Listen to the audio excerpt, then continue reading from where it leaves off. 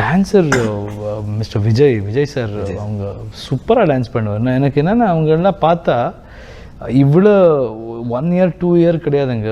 நமக்கு என்னென்னா ஒரு ஆஃப்டர் 3-4 years எனக்கே நான் ரொம்ப டான்ஸ் தான் பண்ணுறேன், வேறு ட்ராக் எடுக்கணும் இப்படியெல்லாம் தோணுது. அவங்க இப்போ கூட பார்த்தா நீங்கள் அவங்க பண்ண மாதிரி டான்ஸு யங்ஸ்டர்ஸு பண்ண முடியாது. I'm not saying he's old, but ஆனால் ஹிஸ் எக்ஸ்பீரியன்ஸ் திஸ் திங் அது பார்த்து அவங்க இப்போவும் அந்த மாதிரி எஃபர்ட் போட்டு பண்ணுவார். அதை பார்த்தாலே he is a very amazing dancer. I think there are plenty of them. Dhanush, I think he's a very good dancer.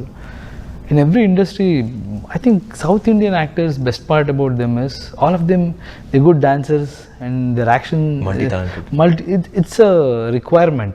நீங்க ஹீரோ இருக்கணும்னா டான்ஸ் பண்ணணும், ஃபைட் பண்ணணும், பாடணும் எல்லாமே பண்ணுவாரு. So that is there in this industry only. So ரொம்ப நிறைய பேர் இருக்காரு. இந்த ஸ்டோரி பார்த்தீங்கன்னா ஒரு 70s 80s அந்த ஏரால நடக்கிற மாதிரி இருக்கு. ஆஸ் அன் ஆக்டரா நீங்கள் எந்த மாதிரியான ரிசர்ச் இல்லை எந்த மாதிரியான டிரான்ஸ்ஃபர்மேஷன் இந்த படத்துக்காக இந்த கேரக்டருக்காக பண்ண வேண்டியதாக இருந்துச்சு? உண்மை சொல்லணுன்னா ரொம்ப அது பண்ணு இது பண்ணு அப்படியெல்லாம் நான் சொல்ல மாட்டேன். ஒரு வித்தியாசமான லுக்கு தான் எனக்கு மெயின் மைண்டில் வந்தது. அது பியர்டு வச்சு நான் எப்போவுமே அந்த மாதிரி லுக்கில் வரல. ஒரு 70s 80s கொஞ்சம் அது வெஸ்டர்ன் இன்ஃப்ளூயன்ஸ் ரொம்ப இருந்தது எல்லாருக்கும். ஹாலிவுட் படம் பார்த்து அந்த மாதிரியே ட்ரெஸ்ஸிங், இந்தியாவில் எங்கே போனாலும் அது ஒரு ஸ்டைல் இருந்தது. பெல் பாட்டம் பேண்ட்ஸ், அவங்களோட தாடி, லாங் ஹேர், அப்படி அதை பற்றி அவுட்லுக் அவ்வளோதான் கொஞ்சம் ஒர்க் பண்ணும். அது அப்புறம் எனக்கு என்னென்னா ஒரு ஆக்டர்னா அது மைண்டில் எப்படி போகுதோ, if you can understand it, if you can able to understand why I have to say like. நான் எப்போவுமே எப்படி டைலாக் பேசு I will never think like how I should tell the lines. It's always like why I should tell the lines. அதுதான் என்னோட attitude.